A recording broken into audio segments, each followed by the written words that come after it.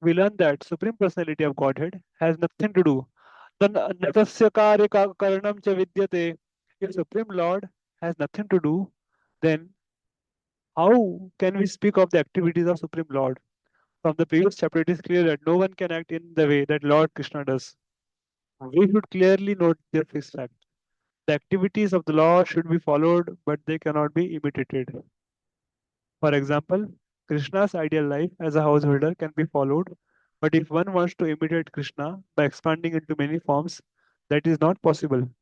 We should always remember, therefore, that Lord Krishna, although playing the part of a human being, nevertheless simultaneously maintains the position of Supreme Personality of Godhead. We can follow Lord Krishna dealing with his wives as an ordinary human being, but his dealing with more than 16,000 wives at one time cannot be imitated.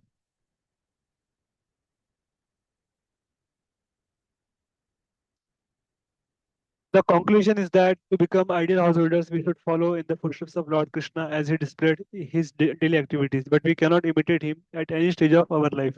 तो प्रभुपाद जी बोल रहे हैं कि हमें भगवान के लीलाओं का, भगवान के गुणों का, आदर्शों का अनुसरण करना है, अनुकरण नहीं करना है. अनुकरण क्या है? We have to follow the principle. And अनुकरण मतलब उस प्रिंसिपल की नकल करना.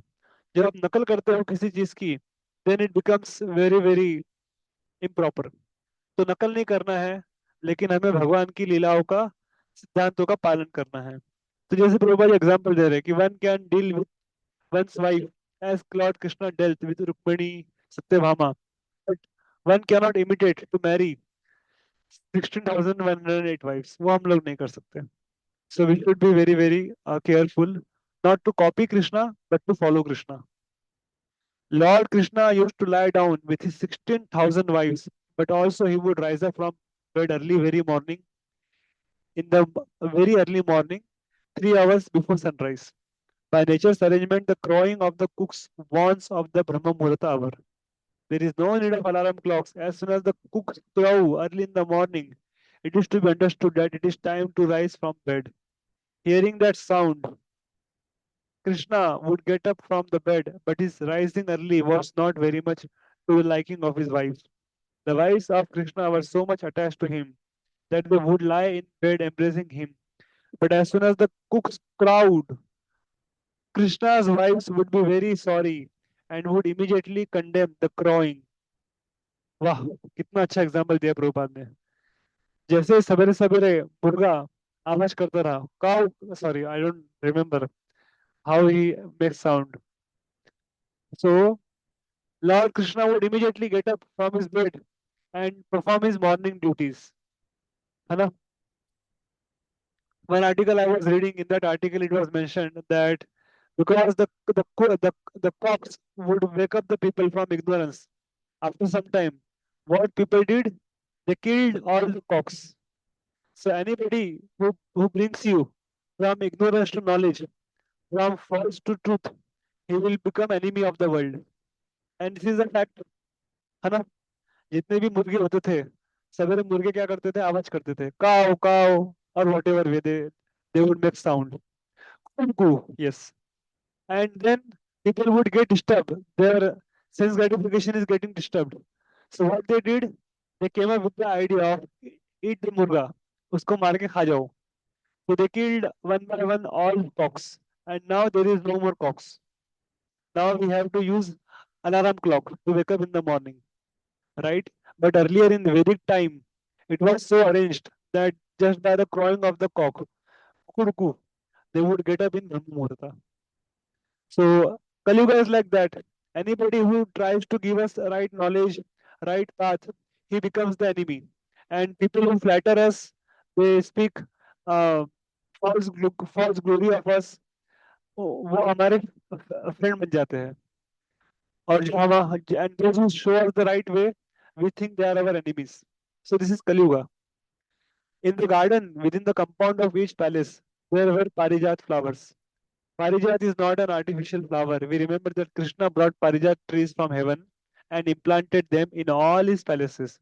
Early in the morning, a mild breeze would carry the aroma of the parijat flower, and Krishna would smell it just after rising from the bed. Due to this aroma, the honey bees would begin their humming vibration, and the birds also would begin their sweet chirping sounds. All together, it would sound like singing of professional chanters engaged in offering prayers to Krishna. Although Srimati Rukmini Devi, the first queen of Lord Krishna, knew that Brahma Muhurat is most auspicious time in entire day, she would feel disgusted at the appearance of Brahma Muhurat because she was not happy to have Krishna leave her side in bed. Despite Srimati Rukmini Devi disgust, Lord Krishna would immediately get up from bed exactly on the appearance of Brahma Muhurat. An ideal householder should learn from the behavior of Lord Krishna how to rise early in the morning, however comfortably he may be lying in bed, embraced by his wife. Very important. ब्रह्म मुहूर्त के बारे में बता रहे हैं कि 1.5 hours before sunrise is Brahma Muhurta. So anybody who takes advantage of Brahma Muhurat and chants his rounds, performs morning duties, moves sadhana, he will get tremendous mercy of Lord and Lordships. So we have to have that fixed time for doing our morning sadhana. Like we have fixed time for reading. Every day morning 9 a.m. we meet for Hindi book reading. Every day morning, evening 9 p.m. we do English book reading. Similarly, we should fix our time. Morning 4:30 Mangal Aarti, 5:30 chanting, 7:30 Shringar Darshan, 8 o'clock 8 o'clock Bhagavatam class, 9:15 breakfast. I mean 9 o'clock book reading. After book reading, breakfast. So like that, we should have our fixed time for everything. Then our life will become very smooth. Spiritual life will be very easy. But if we don't have fixed time, then our life will be in great difficulty and challenges. Okay. So, and morning program we should never miss. That is the best time in the morning to do morning program. Okay.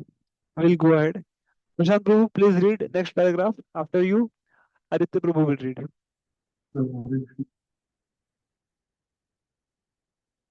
After rising from bed, Lord Krishna would wash his mouth, hands, and feet, and would immediately sit down and meditate on himself. This does not mean, however, that we should also sit down and meditate on ourselves. We have to meditate upon Krishna. Radha Krishna, that is a real meditation. Krishna is Krishna himself. Therefore, we are taking us that Brahma Muhurat should be utilized for meditation on Radha Krishna. By doing so, Krishna would feel very much satisfied, and similarly, we will also feel transcendently pleased and satisfied if we utilize the Brahma period to meditate on Radha and Krishna. And if we think of how Sri Rukmini Devi and Krishna acted as ideal householders to teach the whole human society to rise early in the morning and immediately engage Krishna consciousness. There is no difference between meditating on the internal forms of Radha Krishna and chanting the Mahamantra. Hare Krishna as for Krishna's meditation. He had no alternative but to meditate on himself.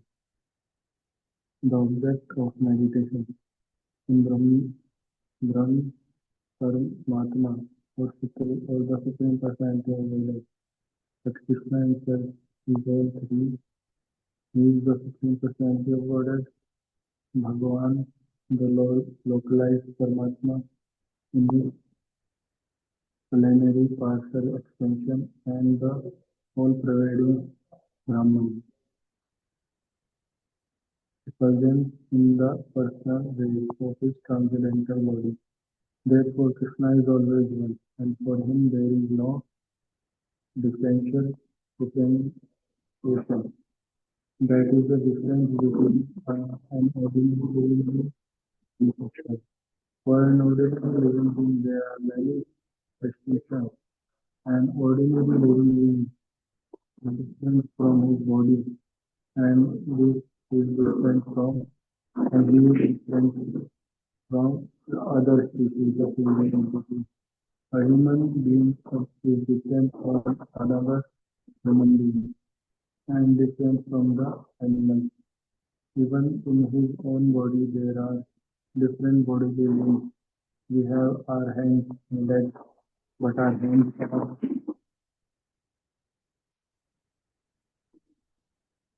are different from our legs, and hands cannot act like the legs, nor can legs act like the hands.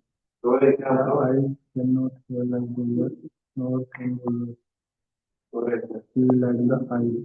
All the differences are technically subjectia Svajatiya Vijatiya. So Prabhupada is telling here that Krishna is the source of Brahman, Paramatma and Bhagavan.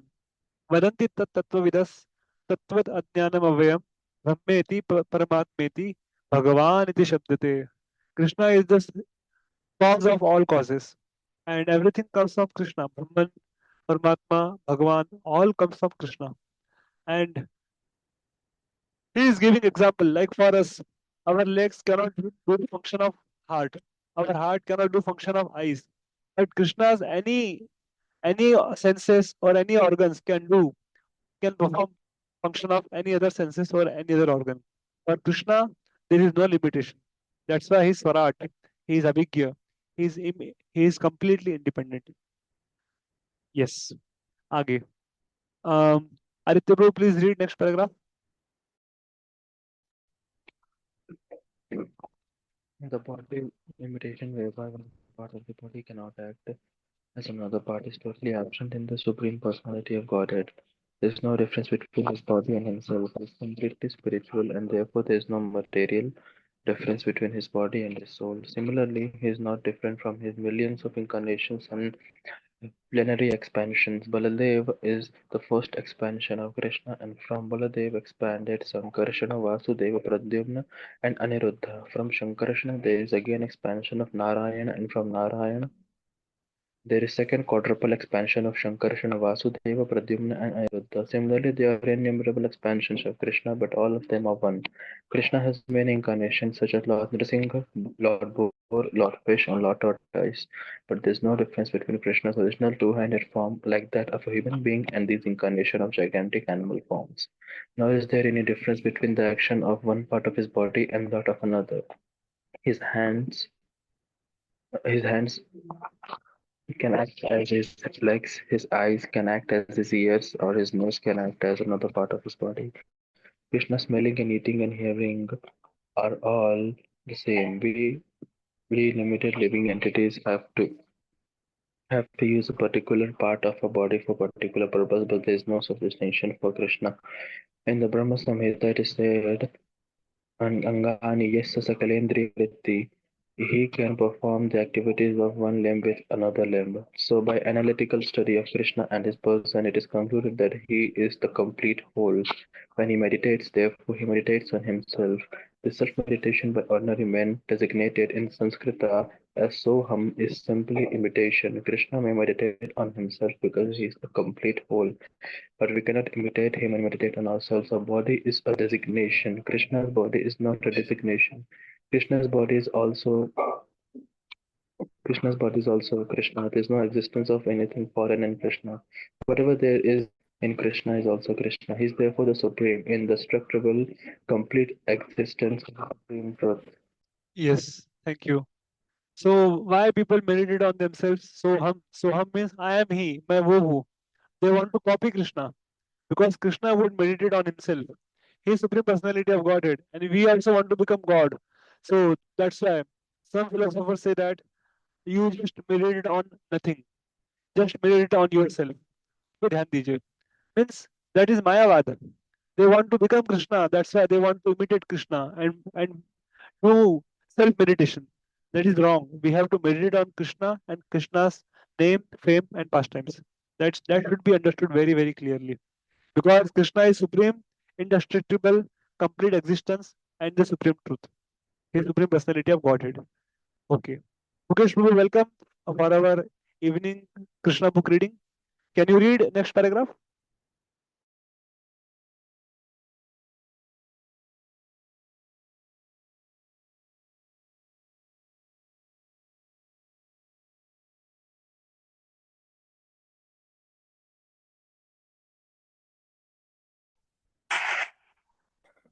Krishna is existence. Krishna's existence is not relative existence. Everything else but Krishna is a relative truth. But Krishna is the supreme absolute truth. Krishna does not depend on anything but himself for his existence. Our existence, however, is relative. For example, only when there is the light of the sun, the moon, or electricity are we able to see. Our seeing, therefore, is relative, and the light of the sun and moon and electricity is also relative. They are called illuminating only because we see them as such. Dependence and relativity do not exist in Krishna. His activities are not dependent on anyone else's appreciation, nor does he depend on anyone else's help. He is beyond the existence of limited time and space, and because he is transcendental to time and space, he cannot be covered by the illusion of Maya, whose activities are limited. In the Vedic literature, we find that the Supreme Personality of Godhead has multi-potencies. Since all such potencies are emanation from him, there is no difference. Hare Krishna. There is no difference between him and his potencies. Certain philosophers say, however,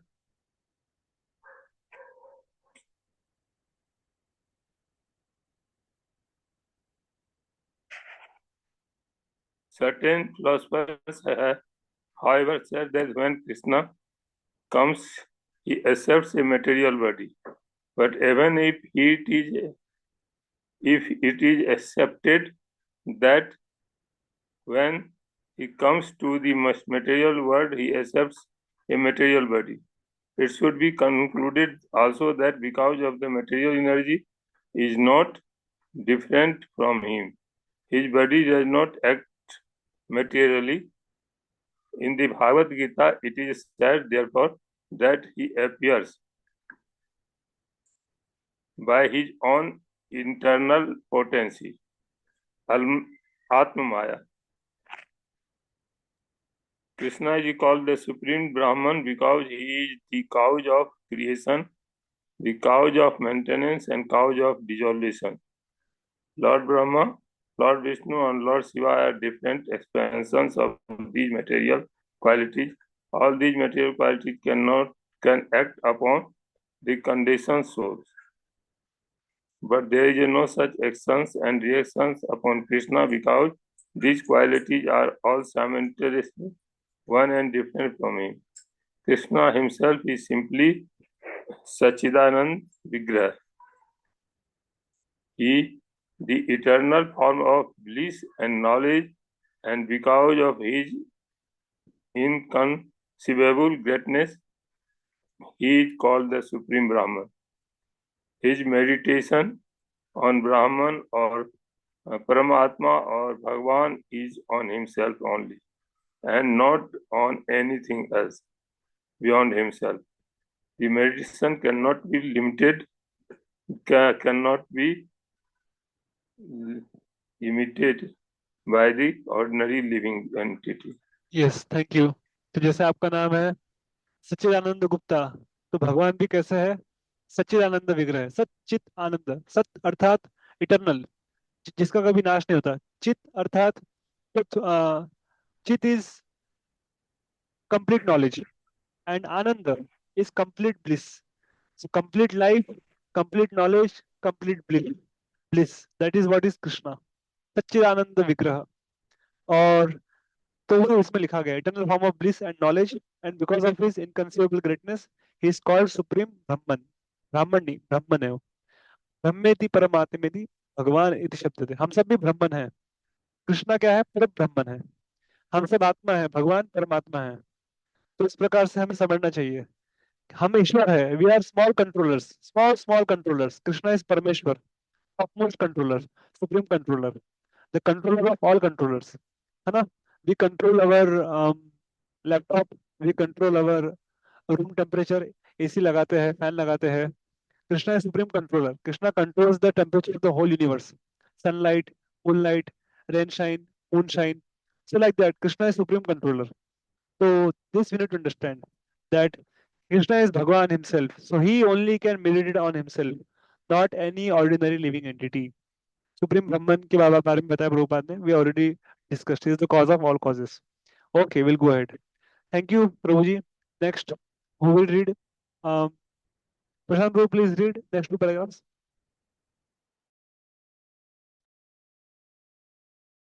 After the meditation, the Lord would regularly bathe fully in the morning, declare sanctify water. Then he would change into fresh clothing, cover himself with a wrapper, and then engage himself in his daily religious functions. Out of his many religious duties, the first was to offer oblations into the sacrificial fire and gently chant the Gayatri mantra. Lord Krishna, as the ideal householder, execute all the religious functions of a householder without deviation. When the sunrise becomes visible, the Lord would offer specific prayers to the sun god. The sun god and the other demigods mentioned in the Vedic scriptures are described as different limbs of the body of Lord Krishna, and it is the duty of the householder to offer respect to the demigods in great stages as well as the forefathers. It is said in Bhagavad-gītā, the Lord has no specific duty to perform in this world, and yet he acts like an ordinary man living an ideal life within the material world. In accordance with Vedic ritualistic principles, the Lord would offer respect to the demigods. The regulative principle by which the demigods and forefathers are worshipped is called Sarpan, Sarpan. which means living. One forefather might have to take a body on another planet, but by performance of this Sarpan system, they become very happy wherever they may be. It is the duty of the householder to make his family member happy, and by following this Sarpan system, he can make his householder happy also. The perfect example is householder. Lord Sri Krishna followed this Sarpan system and offered respectful obeisances to the elderly superior members of his family. या thank you. So sarpanch system होता है ना, हर साल हम जो हमारे पितर होते हैं, like already past family members, for them we offer some oblations, we offer some water, we offer some food, so that wherever they are residing, they will get their meal for the day, है ना. जैसे मैंने सुना था एक बार एक प्रवचन में कि वो प्रभु जी बता रहे थे, our 1 year is 1 day in heavenly planets. So every 1 year we do श्राद्ध, है ना. तो श्राद्ध करने से क्या होता है? When we perform श्राद्ध activity, श्राद्ध ceremony for our relatives, then they get food in the planet where they are residing, Pitrulok or Devlok, Swargalok, wherever they are. And if we don't do Shraddha ceremony, then they will curse us from the planet because we are not giving them the meal. So Shraddha is very important. Once in a year we have to perform Shraddha ceremony.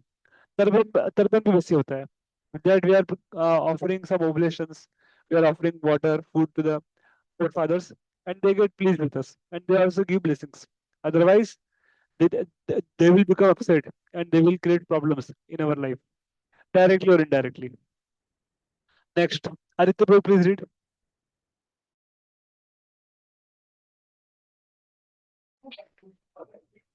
His next duty was to give Cows in charity to Brahmana. Lord Krishna used to give as many as 613,084 cows. Each, each of them was decorated with a silken cover and pearl necklace. Their horns were covered with gold plating, and their hoofs were silver plated. All of them were full of milk, due to having the four human calves with them, and they were very tame and peaceful. And the cows were given in charity to the Brahmanas. The Brahmanas also were given nice silken garments, and each was given a deerskin and sufficient quantity of sesame grains. The Lord is generally known as Go Brahmana Hitaya Cha, which means that his first duty is to see to the welfare of the cows and the Brahmanas. Thus he used to give cows in charity to the Brahmanas with opulent decorations and paraphernalia. Then, wishing for the welfare of all living entities, he would touch auspicious articles such as milk, fire, honey, ghee, clarified butter, gold, jewels, and fire. Although the Lord is by nature very beautiful due to perfect figure of his transcendental body, still he would dress himself in yellow colored garments and put on his necklace of Kaustuba jewels. He would weave flower garlands, smear his body with the pulp of sandalwood, and decorate himself with other similar cosmetics and ornaments. It is said that the ornaments themselves became beautiful upon being placed on the transcendental body of the Lord. After decorating himself in this way, the Lord would then look at marble statues of the cow and calf and visit temples of god or demigods like Lord Shiva. There were many Brahmanas who would come daily to see the Supreme Lord before taking their breakfast. They were anxious to see him and welcomed them, and he welcomed them.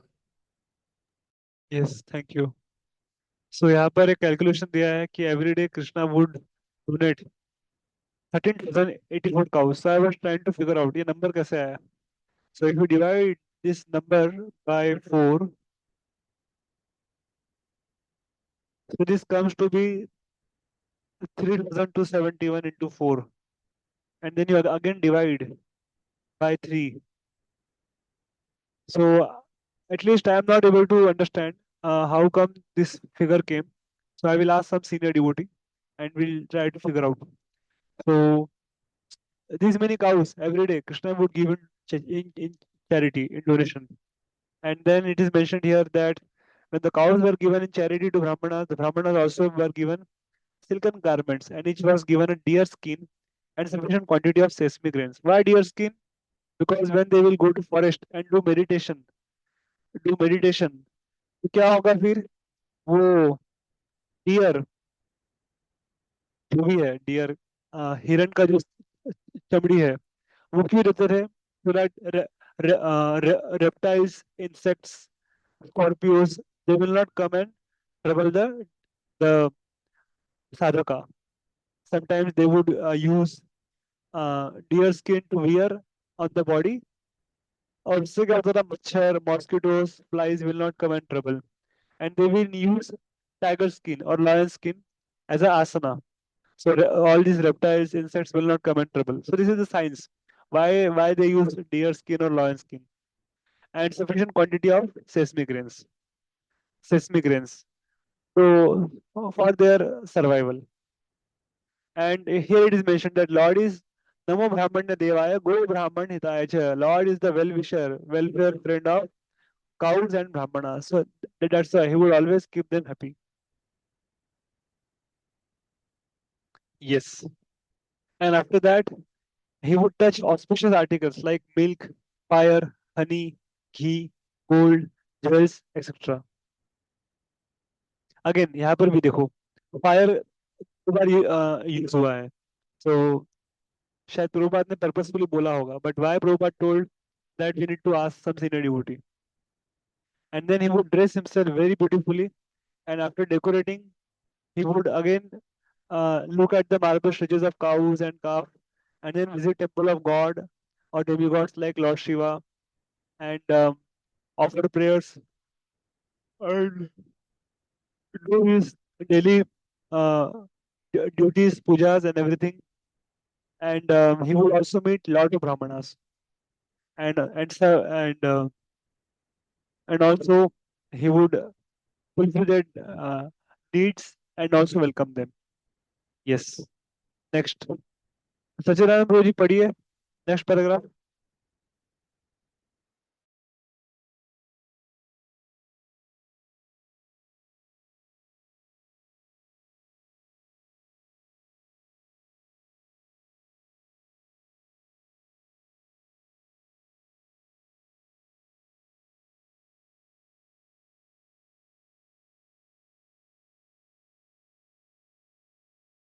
I think Prabhuji is not able to mute. So I will read.